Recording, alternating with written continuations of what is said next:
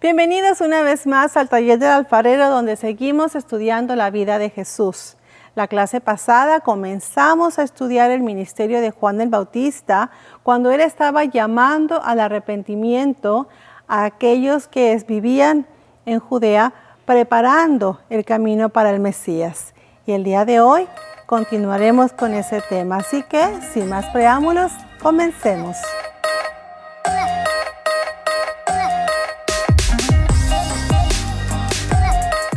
Como dijimos anteriormente, la semana pasada comenzamos a estudiar el ministerio de Juan. Y él venía diciendo a las personas: arrepentíos porque el reino de los cielos se ha acercado. Haced frutos dignos de arrepentimiento. ¿Cuáles son esos frutos a los cuales se refería Juan? Bueno, recordemos que el pueblo de Israel había vivido en opresión, en esclavitud en Egipto por 430 años. Ellos habían estado siendo, como dije anteriormente, oprimidos, esclavizados, habían estado siendo tratados injustamente, habían sido lastimados, golpeados, tratados de una manera bastante injusta, porque vivían como esclavos. Cuando Dios decide darles la libertad, les dice: yo quiero que ustedes sean un pueblo diferente. Yo quiero que ustedes que han vivido en esclavitud aprendan a tratar a los pueblos que les rodean de una manera diferente, ya que yo los he sacado de esclavitud.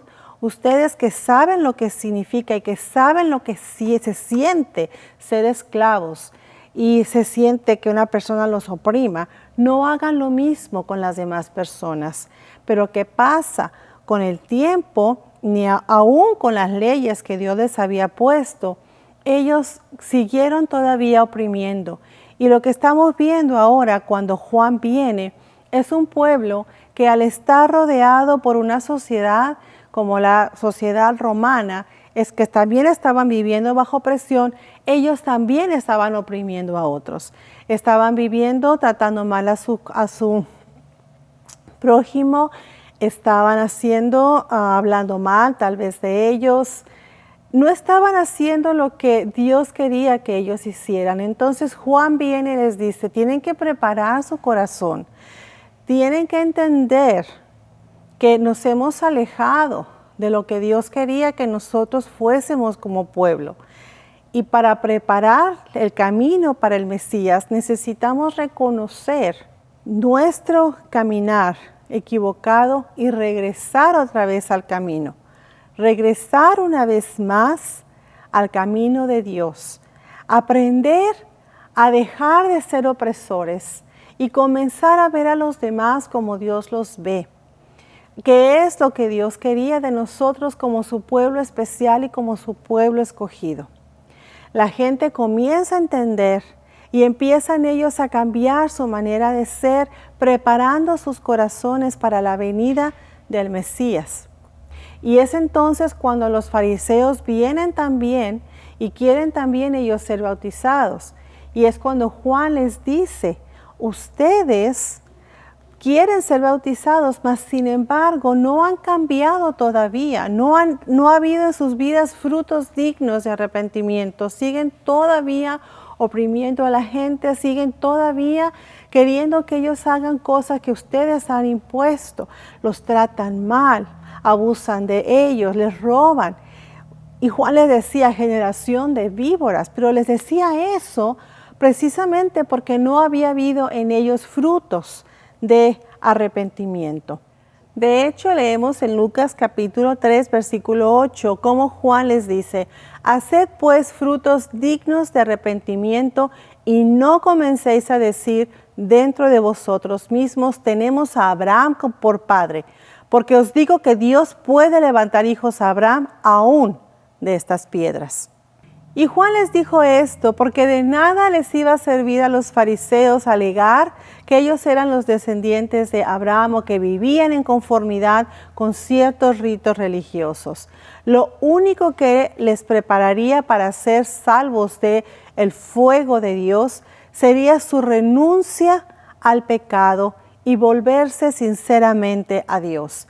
De otro modo, no estarían preparados. Además, ese cambio debería manifestarse por medio de frutos dignos de arrepentimiento. Y este detalle es muy importante.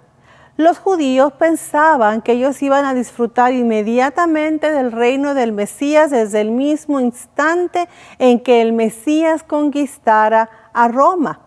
Pero lo que Juan el Bautista les estaba diciendo era que no sería algo automático para cada judío y que de hecho solo disfrutarían de su reino al preparar sus corazones por medio del arrepentimiento. Por lo tanto, además de anunciar la venida del Mesías, la predicación de Juan incluía una insistencia al arrepentimiento. Por lo que en el versículo 9, él insiste y dice, y ya también el hacha está puesta a la raíz de los árboles. Por tanto, todo árbol que no da buen fruto se corta y se echa en el fuego, relacionando precisamente a los hombres con árboles. Y en Mateo 3, capítulo 11 leemos, yo a la verdad os bautizo en agua para arrepentimiento, que son las palabras que decía Juan, pero el que viene tras mí, cuyo calzado yo no soy digno de llevar, es más poderoso que yo. Él os bautizará en Espíritu Santo y fuego. Juan estaba diciendo mucho aquí. Comenzó explicando que a pesar de que lo que estaba haciendo era simbólico, al purificar a las personas en agua, esto no era nada comparado con ser purificado en el Espíritu Santo y el fuego de Dios. El símbolo de fuego que usualmente se usa es una metáfora de destrucción y muerte. Mas, sin embargo, también encontramos que el Espíritu Santo es símbolo de fuego.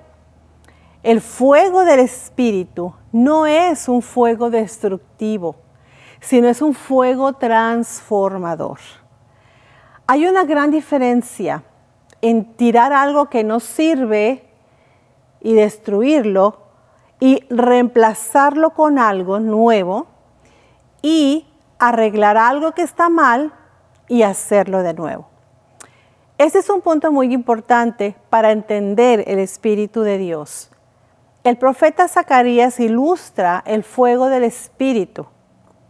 En Zacarías 13, versículo 8, y acontecerá en toda la tierra, dice Jehová, que las 2/3 partes serán cortadas en ella y se perderán, mas la tercera quedará en ella, y meteré en el fuego a la tercera parte, y los fundiré como se funde la plata, y los probaré como se prueba el oro. Él invocará mi nombre, y yo le oiré, y diré, pueblo mío, y él dirá, Jehová es mi Dios. Leemos entonces que aquellos que experimentan el fuego purificador de Dios no son destruidos, son purificados, son transformados, como dice Proverbios 17, el crisol para la plata y la hornaza para el oro, pero Jehová prueba los corazones. Así como el fuego prueba la calidad de los metales preciosos, el Espíritu de Dios prueba la calidad de nuestros corazones, los cuales son preciosos para Él. Con este entendimiento del corazón de Dios podemos entender el siguiente versículo. En Mateo 3:12, su aventador está en su mano y limpiará su era y recogerá su trigo en el granero y quemará la paja en fuego que nunca se apagará. Y Lucas 7:18 nos dice, con estas y otras muchas exhortaciones anunciaba las buenas nuevas al pueblo. Notemos que Lucas dice que Juan estaba anunciando las buenas nuevas. El quemar gente en fuego que nunca se apaga suena como buenas nuevas. Bueno, Nadie en su sano juicio lo pensaría, no es así. Así que podemos deducir que esta no es la interpretación correcta de lo que Juan está diciendo. Juan no está diciendo que va a quemar a la gente, que Dios va a quemar a la gente. Debemos notar que tanto la paja como el trigo, ambos son parte de la misma planta. Por lo que no tiene sentido decir que algunas personas son trigo, otras personas son paja. No podemos decir, por lo tanto, que algunas personas son buenas y otras personas son malas y merecen ser quemadas y destruidas. No. Juan está hablando de lo que Jesús va a hacer. Él está hablando y diciendo sobre lo bueno y lo malo en la misma persona y el proceso de refinamiento del carácter por medio del fuego para hacerlos puros. Por eso, volvamos a leer ese pasaje. Su aventador está en su mano y limpiará su era, y recogerá su trigo en el granero y quemará la paja en fuego que nunca se apagará. Él va a quemar la paja en la persona para transformarla, quitar todo aquello que estorba en la persona. Recordemos que Jesús vino para transformar al quebrantado, no a destruirlo. Eso es exactamente lo que Juan está diciendo que Jesús hará. Él separará las partes de nosotros que no sirven y las pasará por el fuego, de tal manera que solo lo que quede sea beneficioso, no solo para nuestras vidas, sino también para el reino. La idea de la transformación contra lo que es la destrucción fue muy revolucionaria en el primer siglo. Desde el tiempo de Moisés hasta el reinado de César, la única manera de lograr justicia era matando a los malos y a los enemigos. Jesús vino para decirnos que ninguno de nosotros somos buenos, pero no debemos ser destruidos, debemos ser transformados, ser pasados por el fuego del Espíritu y ser transformados para que esa paja que hay en nosotros sea echada al fuego. Como leeremos pronto, la ideología de la transformación era tan revolucionaria que aún los mismos discípulos nos vamos a dar cuenta que no podían entenderla. Una vez más observamos que el corazón de los hombres no había cambiado a lo largo de los siglos. Hoy también hay muchas personas que piensan que van a entrar en el reino de Dios por razones muy parecidas a lo que los judíos decían, por obras. Pero como Juan el Bautista advirtió muy claramente, nada de todo esto sirve si no hay un verdadero cambio de corazón y mente, para que haya un cambio en nuestros actos y carácter. Por eso, el llamamiento al arrepentimiento que hizo Juan sigue teniendo la misma importancia también para nosotros. Como habían anunciado los profetas de la antigüedad, en nosotros también hay montañas y cerros de orgullo y obstinación que tienen que ser nivelados. Caminos torcidos y desviados que tienen que enderezarse.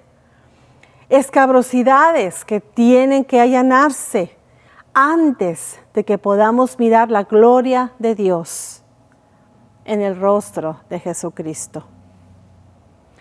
Lucas 3, versículo 3 nos dice: entonces Juan fue de un lugar a otro por ambos lados del río Jordán, predicando que la gente debía ser bautizada para demostrar que se había arrepentido de sus pecados y vuelto a Dios para ser perdonada. Durante el ministerio de Juan, este arrepentimiento era simbolizado por el bautismo de arrepentimiento. Pero no olvidemos que ese bautismo era solamente un símbolo y como tal no servía de nada si no se cumplía aquello que simbolizaba. Y eso fue exactamente lo que Juan les dijo a los fariseos y saduceos que venían a ser bautizados. Él se dio cuenta de que sus intenciones no eran nobles. Probablemente fueron llevados al bautismo por temor a ser cuestionados por el pueblo si no se unían a Juan el Bautista, que como ya sabemos, gozaba de un amplio reconocimiento entre el pueblo como el profeta de Dios. Y para cumplir con un rito religioso externo, porque todo el mundo lo hacía. Y para hacerlo, para bautizarse, porque todo el mundo lo hace, pues eso no servía. Si el bautismo no se correspondía con un deseo genuino de conversión y de verdadero repudio a la vida anterior, entonces no servía para nada. Y en la actualidad es igual. El Bautista, Juan el Bautista, les advirtió seriamente que debían hacer estos frutos dignos de arrepentimiento, porque de otro modo el hacha ya estaba puesta a la raíz de los árboles y todo árbol que no diera buen fruto sería cortado y echado al fuego. La simbología del bautismo de Juan muy probablemente tuvo sus raíces en los rituales de purificación hechos en el Antiguo Testamento. Los judíos se bautizaban o hacían el rito llamado mikve para limpiarse de sus impurezas. O cuando alguien se convertía al judaísmo, sobre todo los esclavos, y también simbolizaba el hecho de renunciar a adorar a otros dioses. Entonces el pueblo conocía y sabía con respecto a los bautismos y sabía lo que significaban. Por lo que en Lucas 3:10 la gente le dice a Juan, entonces, ¿qué haremos? Nos vamos a bautizar y tú quieres entonces que hagamos frutos dignos de arrepentimiento. Danos ejemplo de esos frutos.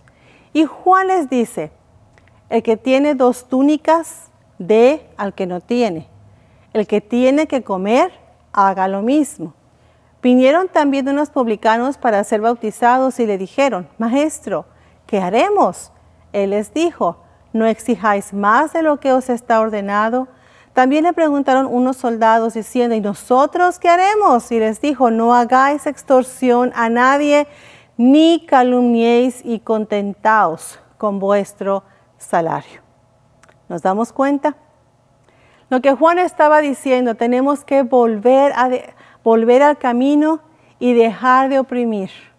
Tenemos que empezar a amar a los demás. Tenemos que empezar a ayudar. Tenemos que empezar a verlos como Dios los ve. Tenemos que dejar de oprimir, dejar de lastimar, dejar de juzgar, dejar de abusar de la gente. Eso es lo que Juan estaba diciendo y es lo que Dios nos está diciendo a nosotros. Él estaba preparando ese camino. Y mientras Él lo estaba haciendo, cuando Él estaba bautizando a la gente, también había otro propósito. Porque cuando Él bautizó a la gente fue cuando vino ese Cordero de Dios. Pero eso lo vamos a ver en la próxima clase.